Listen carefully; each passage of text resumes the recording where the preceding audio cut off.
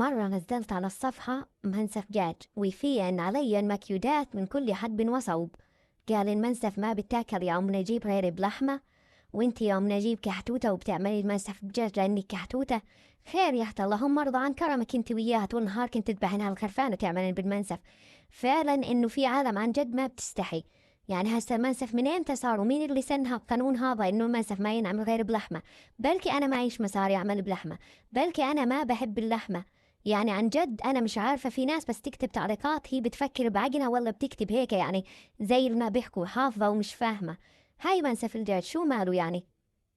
طلعوا بالله عليكم كيف شكله بشهي. ويعني هسه بدكم تقنعوني إنه كلكم بتحبوا المنسف بلحمة وبتعملوا منسف بلحمة ما تعملوا منسف دجاج؟ ضاقت الدنيا عليكم ما شفتوا غير أم نجيب وهي عاملة منسف الدجاج؟ عن جد يعني أنا مش عارفة. يلا احكوا لي رأيكم، انتوا من جماعة الدجاج ولا اللحمة عن منسف؟ يلا خلينا نشوف المكيودات هسه.